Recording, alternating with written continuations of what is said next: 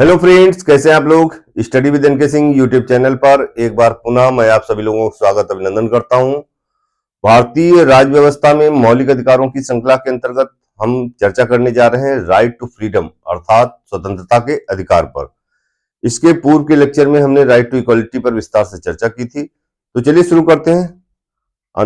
Article 19 to 22, स्वतंत्रता का अधिकार।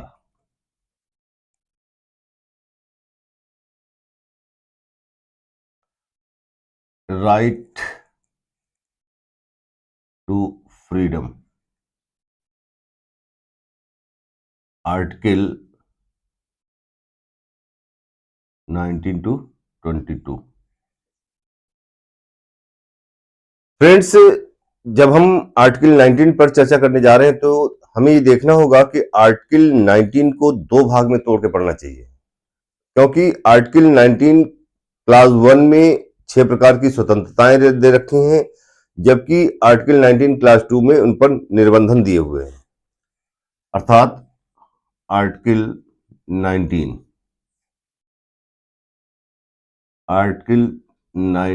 क्लास 1 और आर्टिकल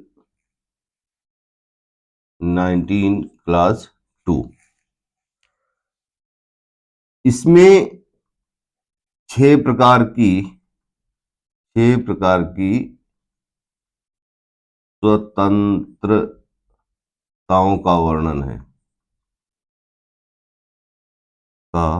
वर्णन और इसके अंतर्गत इन स्वतंत्रताओं पर रोक कैसे लगाई जा सकती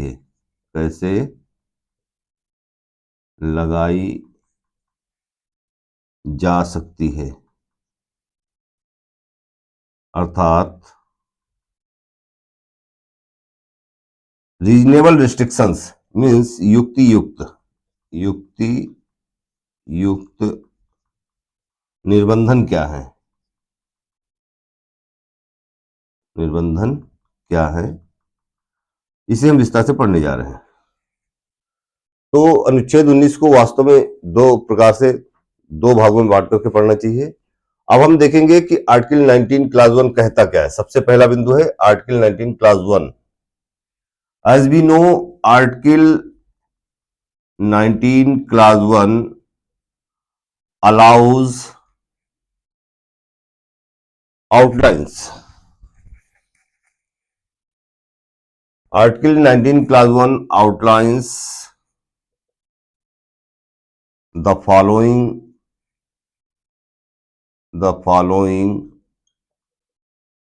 rights for the citizens. अर्थात अनुच्छेद 19 की धारा 1 नागरिकों के लिए निम्न अधिकारों का वर्णन करती है। उन्हें कौन कौन सी स्वतंत्रताएं प्राप्त हैं, इसका वर्णन जो है करती है। तो देखते हैं, सबसे पहला क्लास हमारा है freedom of speech and expression. इसे 19 सब क्लास ए 19 क्लास 1 सब क्लास ए बोला जाता है। इसका मतलब है वाक एवं अभिव्यक्ति की स्वतंत्रता।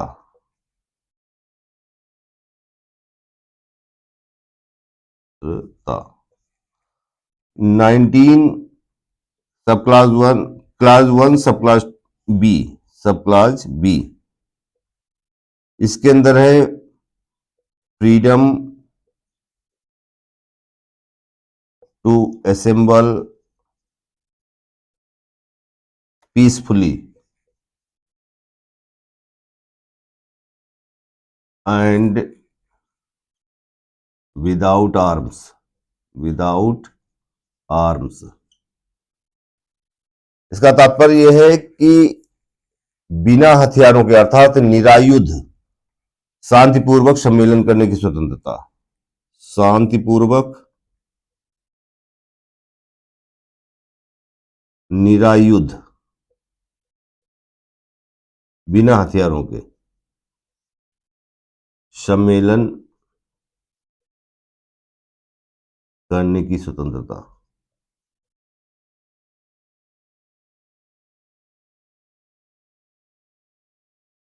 अनुच्छेद 19 की धारा 1 सब क्लास सी, 19(1) सब क्लास सी, इसके अंतर्गत है फ्रीडम टू फॉर्म एसोसिएशंस और यूनियंस और कोऑपरेटिव सोसाइटीज, कोऑपरेटिव सोसाइटीज अर्थात संगम या संघ बनाने तथा सहकारी समितियां स्थापित करने की स्वतंत्रता। संगम या संघ बनाने तथा सहकारी समितियां स्थापित करने की स्वतंत्रता। स्थापित करने की स्वतंत्रता।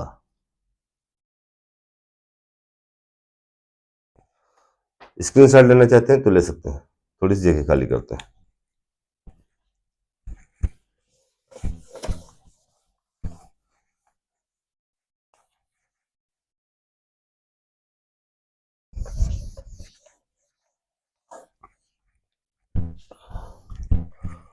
अब article 19 clause 1 sub class D, इसके अंतर्गत फ्रीडम टू मूव फ्रीली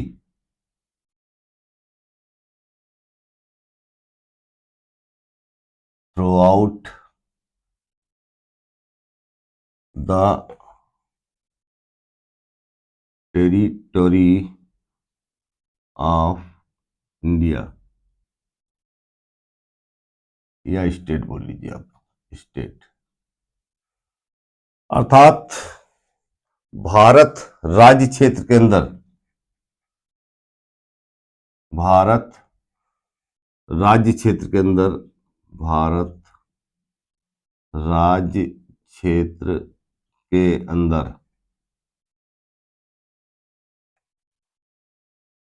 अबाध संचरण की स्वतंत्रता। अबाध संचरण की स्वतंत्रता।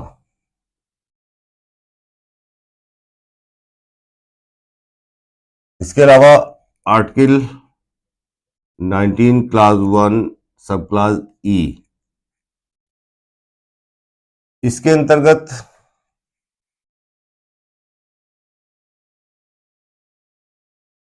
फ्रीडम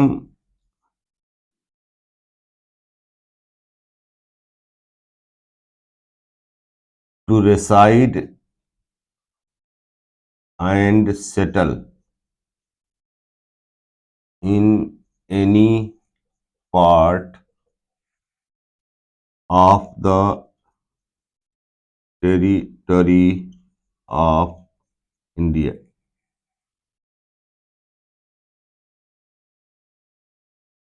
अर्थात भारत राज्य क्षेत्र के अंदर, भारत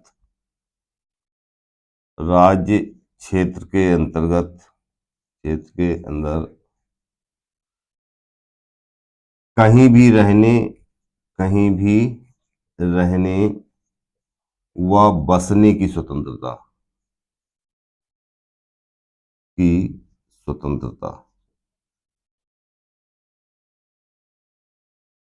और इसके अलावा है article 19 clause 1 sub clause ji,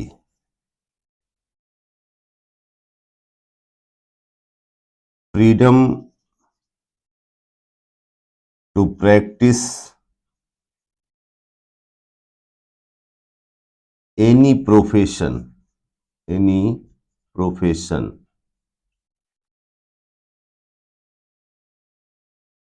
or to carry on any occupation, trade and business। इसका तात्पर्य यह है कि कोई भी पेशा, व्यवसाय या व्यापार अपनाने की स्वतंत्रता, कोई भी वृत्ति, वृत्ति मतलब रोजगार,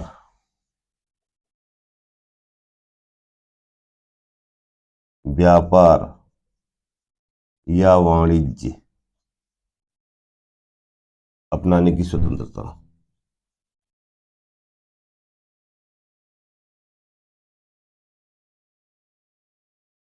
तो फ्रेंड्स, ये 6 प्रकार की स्वतंत्रताएं आर्टिकल 19 क्लास 1 के अंतर्गत दी गई हैं। Sub class A, B, C, D, E and G, इस तरीके से ये। लेकिन मूल संविधान के अंतर्गत 7 प्रकार की स्वतंत्रताएं हुआ करती थी।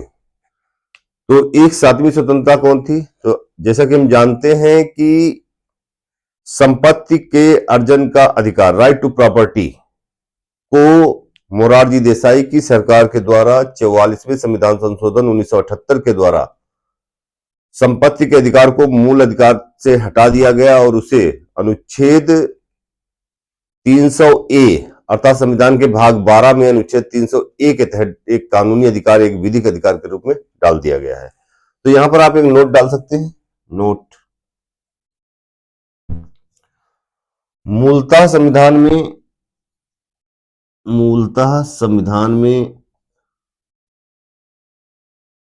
7 प्रकार की स्वतंत्रताएं थी। 7 प्रकार की स्वतंत्रताएं थी।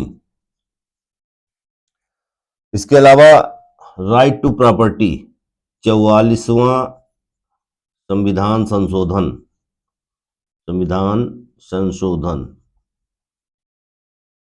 1978, ये मोरारजी देसाई की सरकार के द्वारा किया गया था, के द्वारा संपत्ति अर्जन, अधिग्रहण व बेचने की स्वतंत्रता।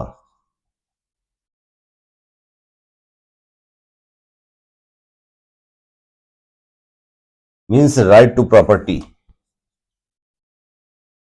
राइट टू प्रॉपर्टी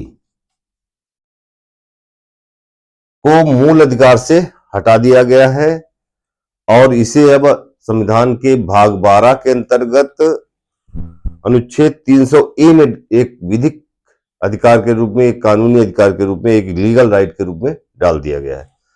तो स्क्रीनशॉट लेना चाहते हैं तो ले सकते हैं। थोड़ी सी जगह खाली करते हैं।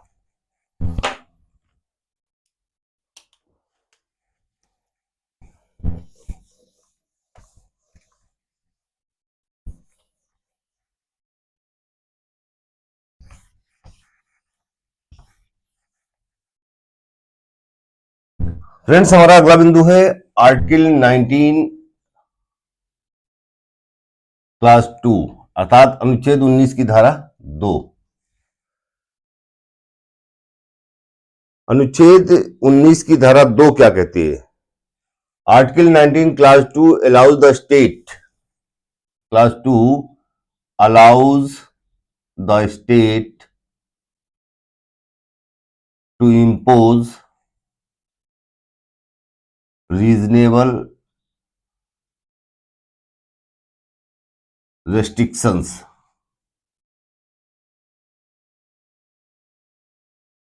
on these freedoms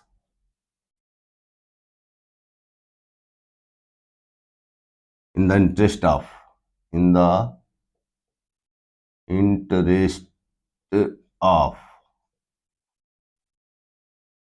अर्थात अनुच्छेद 19 की धारा 2 में उन निर्बंधनों पर चर्चा की गई है, अर्थात ये बताया गया है कि हमारी इन 6 प्रकार की स्वतंत्रताओं पर रोक कैसे लगाई जा सकती है। फ्रेंड्स, हमें ये मालूम होना चाहिए कि हमें जो संविधान के अनुच्छेद 19 के द्वारा स्वतंत्रताएं दे रखी गई हैं वो अनलिमिटेड नहीं है, अर्थात हम जो चाहे मन हो वो करें ऐसा नहीं है, वो अनलिमिटेड नहीं है। उन पर भी सर्टेन रीजनेबल रेस्ट्रिक्शंस इम्पोज्ड हैं, उन पर भी युक्ति युक्त निर्बंधन लगाए गए हैं। तो अब वही हम देखेंगे कि उन पर कौन कौन से निर्बंधन हैं। तो सबसे पहला बिंदु हमारा है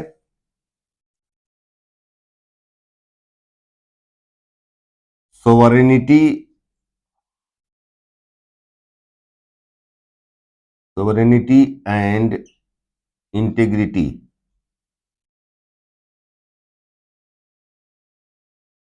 ऑफ इंडिया। दूसरा बिंदु है सिक्योरिटी ऑफ द स्टेट। तीसरा बिंदु हमारा है फ्रेंडली रिलेशंस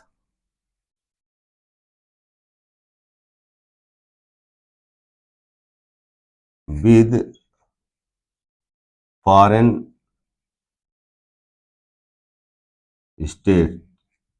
स्टेट्स। चौथा बिंदु हमारा है पब्लिक ऑर्डर।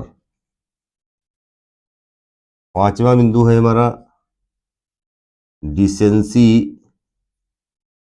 And morality.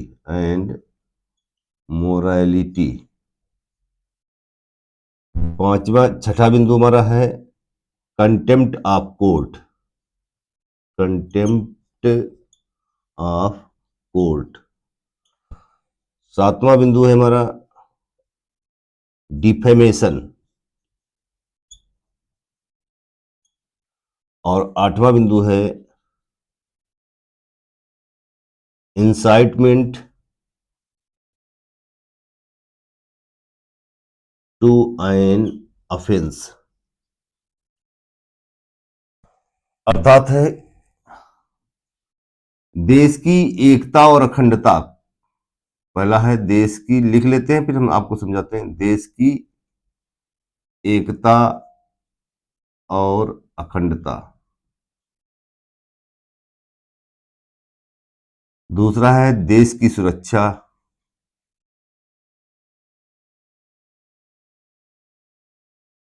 तीसरा है विदेशी राज्यों के साथ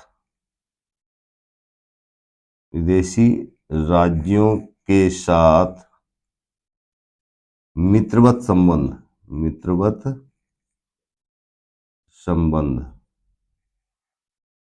अगला बिंदु है हमारा लोक व्यवस्था। अगला है शिष्टता। डिसेंसी मीन्स शिष्टता एंड मोरालिटी मीन्स नैतिकता। शिष्टता और नैतिकता। अगला बिंदु है न्यायालय की अवमानना। न्यायालय की अवमानना। अगला हमारा बिंदु है मानहानि। डिफामेशन मीन्स मानहानि। और अगला बिंदु है अपराधों में उद्दीपन। अपराधों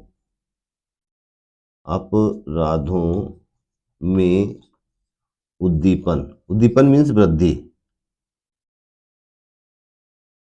उद्दीपन। तो फ्रेंड्स, ये कुछ रीजनेबल रेस्ट्रिक्शंस हैं। रीजनेबल अर्थात युक्ति युक्त निर्बंधन है।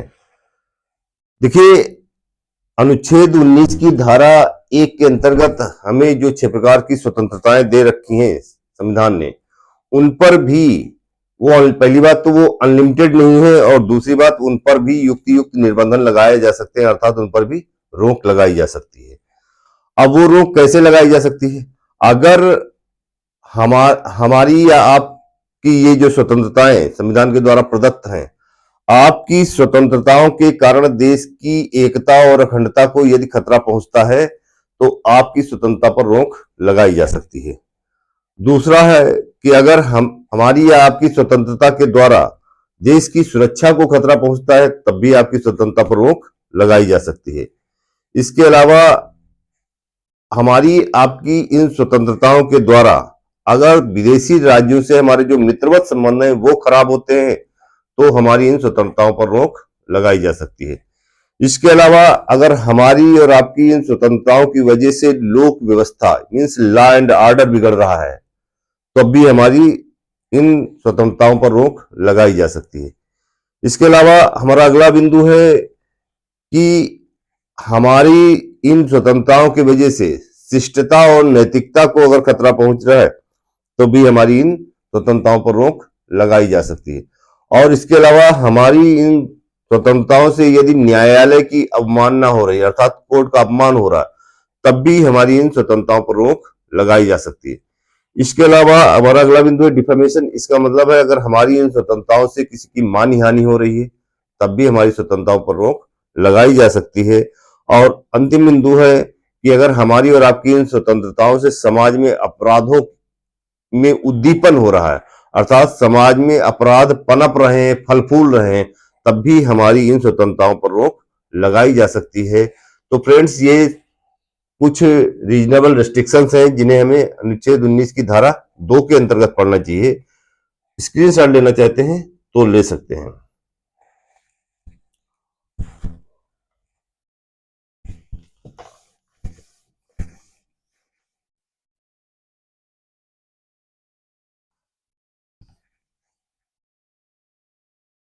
यहां पर एक बात का विशेष ध्यान देना है कि आर्टिकल 19 क्लास 1 सब क्लास ए इसमें जो freedom of speech and expression दिया हुआ है freedom of speech and expression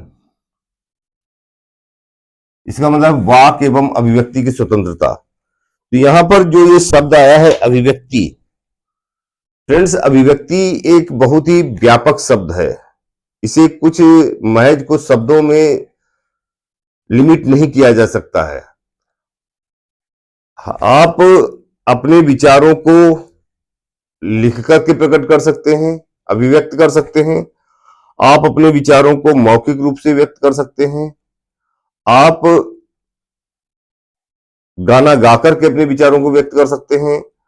आप अपने विचारों को नाच कर प्रकट कर सकते हैं। आप अपने विचारों को शारीरिक भाव भंगिमा के द्वारा प्रकट कर सकते हैं। आप अपने विचारों को अखबार में लेख लिख करके प्रकट कर सकते हैं। आप अपने विचारों को कोई पेंटिंग बना करके प्रकट कर सकते हैं। आप अपने विचारों को कोई कार्टून बना करके प्रकट कर सकते हैं। तो कहने का तात्पर्य यह है कि जो अनुच्छेद 19 की धारा 1 ए है जिसमें वाक एवं अभिव्यक्ति की स्वतंत्रता दी है अर्थात बोलने और विचार प्रकट करने की जो अभिव्यक्ति स्वतंत्रता दे रखी है ये एक बहुत ही व्यापक शब्द है।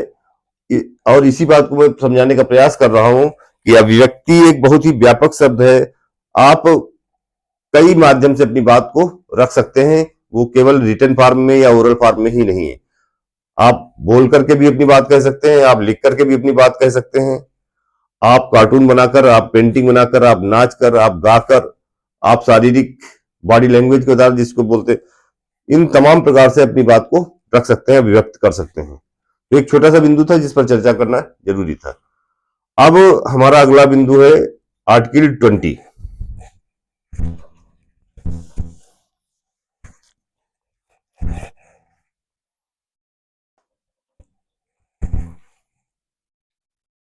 Article 20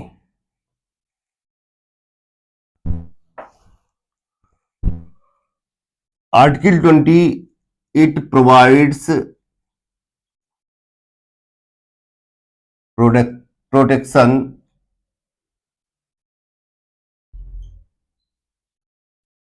to individuals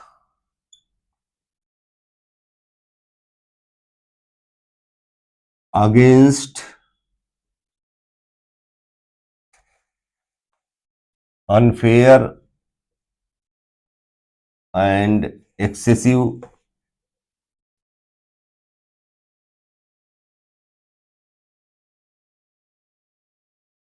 state powers, state powers.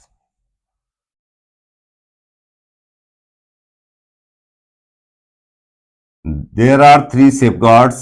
There are three safeguards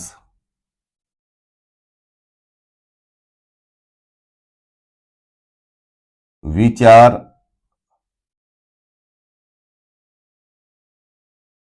number एक,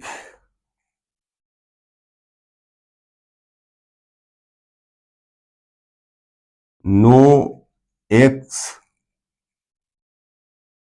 post facto laws should be applied, should be applied। दूसरा है प्रोटेक्शन फ्रॉम डबल जियोपार्डी, और तीसरा है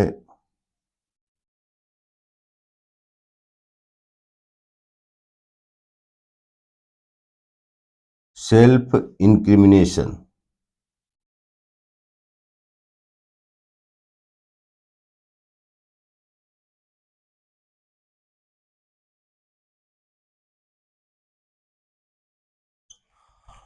अर्थात अनुच्छेद 20 अपराधों के लिए दोष सिद्धि में संरक्षण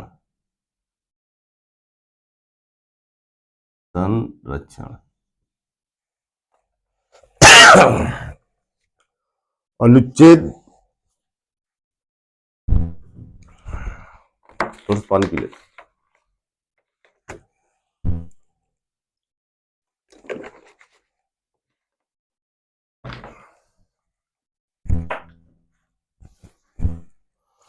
अनुच्छेद 20 में अपराधों के लिए दोष सिद्धि में संरक्षण, अर्थात किसी भी, अनुच्छेद 20 ये कहता है कि किसी भी व्यक्ति को राज्य की शक्तियों के अगेंस्ट संरक्षण प्रदान किया गया है, और वो संरक्षण इन 3 सेफगार्ड्स के रूप में, इन 3 सुरक्षा कवचों के रूप में दिया गया है।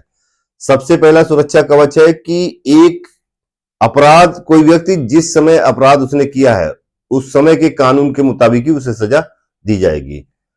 अर्थात अपराध जिस समय किया गया है, अपराध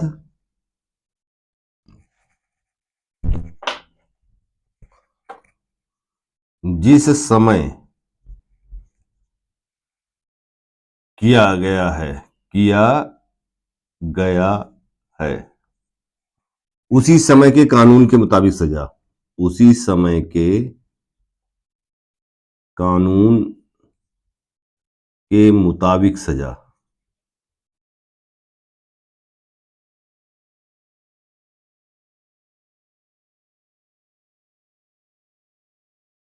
अर्थात किसी भी व्यक्ति को भूतलक्षी सजा नहीं दी जा सकती है। और दूसरा है कि एक अपराध के लिए एक सजा, एक अपराध के लिए एक सजा। और तीसरा बिंदु है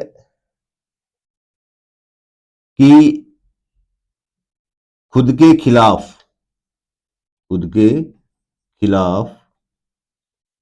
गवाही देने के लिए बाध्य नहीं किया जा सकता, गवाही देने के लिए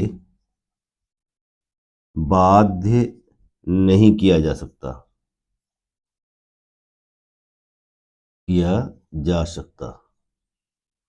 तो ये 3 सेफगार्ड्स हैं, 3 सुरक्षा कवच हैं अनुच्छेद 20 के अंतर्गत। तो थोड़ा इस पर विस्तार से समझने का प्रयास करते हैं। देखिए, अनुच्छेद 20 की धारा ये कहती है कि अगर किसी व्यक्ति ने कोई अपराध किया है तो जिस व्यक्ति ने अपराध जिस समय किया है उस समय के कानून के मुताबिक ही उसे सजा दी जाएगी, उसे भूतलच्छी सजा नहीं दी जाएगी। भूतलच्छी का मतलब है कि अगर अपराध किसी व्यक्ति ने 2012 में किया है और वो पकड़ाता है 2020 में, तो क्या उसे 2020 के कानून के मुताबिक सजा मिलेगी? जी नहीं, उसे 2012 में उस अपराध के लिए जो सजा थी वही सजा दी जाएगी। इसे ही कहा जाता है कि उसे भूतलच्छी सजा नहीं मिलेगी। और दूसरा है कि एक अपराध के लिए एक सजा। फ्रेंड्स, इसके लिए सबसे बेस्ट एग्जांपल राजीव गांधी की हत्याकांड का है। जैसा कि हम जानते हैं कि 1984 31 अक्टूबर को तत्कालीन प्रधानमंत्री इंदिरा गांधी की निर्मम हत्या उनके सुरक्षा कर्मियों के द्वारा ही कर दी गई थी। उसके बाद में 1984 में राजीव गांधी जी प्रधानमंत्री बनेंगे, प्रचंड बहुमत के साथ 414 सीट लेकर के वो आएंगे, जबकि 1984 के आम चुनाव में बीजेपी को महज 2 सीट मिली थी, एक आंध्र प्रदेश के हनाम कोंडा से और एक गुजरात के मेहसाणा से, जहां से ए के पटेल जीत के आए थे, और हनाम कोंडा से चंदू पाटिया जंगा रेड्डी जीत करके आए थे। मेरा विषय वो नहीं है। तत्कालीन प्रधानमंत्री इंदिरा गांधी जी की मौत के बाद में राजीव गांधी जी प्रधानमंत्री बने और बाद में 1989 के आम चुनाव में विजय मिलेगी जनता मोर्चा को और प्रधानमंत्री एक बार बनेंगे राजा विश्वनाथ प्रताप सिंह।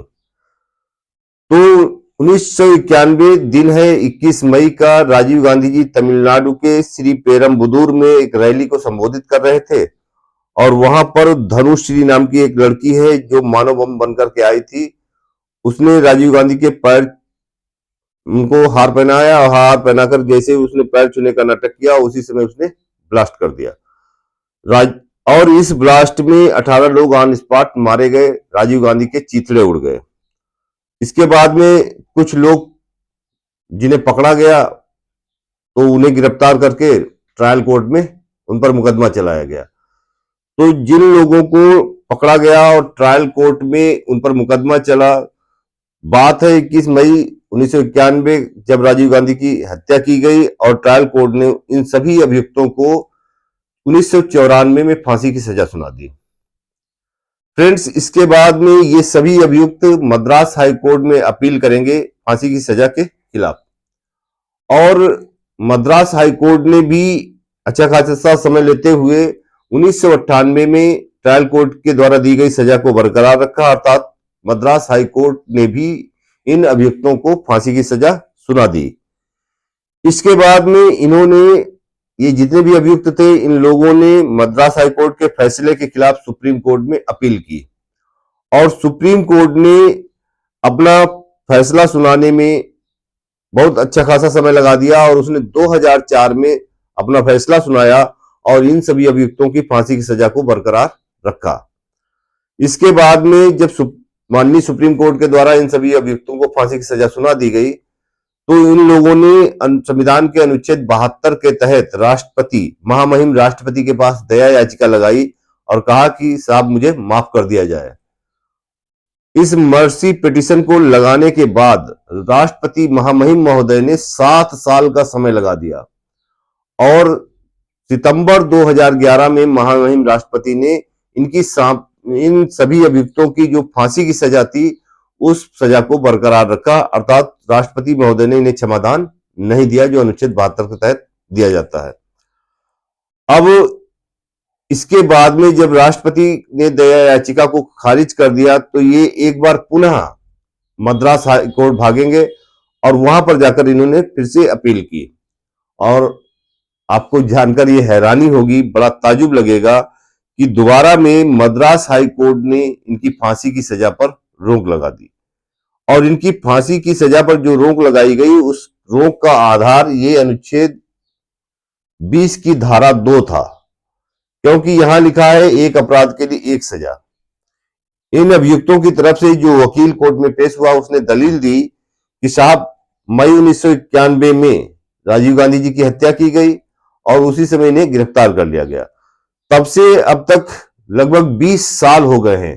तो पिछले 20 सालों से ये सभी लोग जेल की कैद काट रहे हैं। तो एक अपराध की एक सजा तो ये हो गई। दूसरे, अगर अब आप इनको फांसी पर चढ़ाने जा रहे हो तो ये एक अपराध के लिए 2 सजा हो जाएगी। और तीसरे, हमें यह भी ध्यान रखना चाहिए कि मद्रास ट्रायल कोर्ट ने 1994 में जब इन्हें पहली बार फांसी की सजा सुनाई थी, तब से लेकर अब तक लगभग 17 साल हो गया है। इन 17 सालों से ये सभी अभियुक्त मेंटल टार्चर से गुजर रहे हैं, क्योंकि इन्हें ये पता है कि हमें किसी भी समय लटका दिया जाएगा। तो ये एक अपराध के लिए 3 सजा हो गई। जबकि अनुच्छेद 20 की धारा 2 ये कहती है कि किसी भी व्यक्ति को एक अपराध के लिए एक सजा मिलनी चाहिए। और अनुच्छेद 20 की धारा 2 की इस दलील पर ही मद्रास हाईकोर्ट ने इन सभी अभियुक्तों की फांसी पर रोक लगा दी। तो एक छोटा सा उदाहरण है Rajiv Gandhi, the best example है राजीव गांधी की हत्याकांड का। और तीसरा उदाहरण है कि किसी भी व्यक्ति को खुद के खिलाफ गवाही देने के लिए बाध्य नहीं किया जा सकता है। अब इसके अंतर्गत सुप्रीम कोर्ट ने यह कहा है कि किसी भी व्यक्ति का किसी भी व्यक्ति का narco test,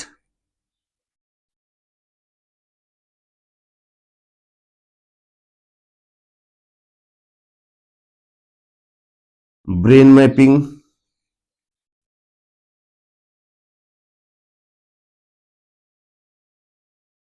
psychological test,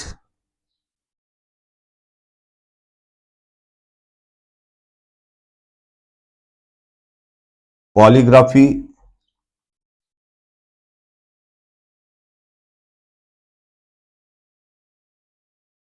live detector test, ये कुछ ऐसे टेस्ट हैं। सुप्रीम कोर्ट ने कहा कि यदि कोई व्यक्ति जिसने नॉर्मल अपराध किया है, उस व्यक्ति के ये narco test, brain mapping, polygraphy, psychological test जैसे कराने की इजाजत नहीं है। एक केस आया था, उस केस को बोलते हैं सेल्वी बनाम कर्नाटक राज्य। सेल्वी बनाम कर्नाटक राज्य। इस सेल्वी बनाम कर्नाटक राज्य के मामले में माननीय सुप्रीम कोर्ट ने उस समय के तत्कालीन चीफ जस्टिस जो है वो के जी बालाकृष्णन, उन्होंने कहा कि अगर किसी व्यक्ति ने कोई साधारण अपराध किया है तो उसको ये narco test, brain mapping, psychological test, polygraphy इसको कराने की आवश्यकता नहीं है। अर्थात इसे अभिशंसन माना है। इन चीजों को अभिशंसन, एक शब्द है अभिशंसन।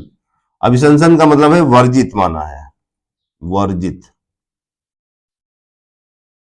लेकिन वहीं सुप्रीम कोर्ट ने मिस्टर एक्स बनाम मिसेज जेड के केस में यह फैसला दिया कि अगर कोई व्यक्ति जिसने अपराध किया है वो देश की साख को खतरा पहुंचा रहा है, अर्थात या वो महिलाओं के खिलाफ है, तो ऐसे व्यक्ति का नार्को टेस्ट कराए जाने की अनुमति है। तो ये अनुच्छेद 20 की धारा 3 के अंतर्गत कुछ बातें थी।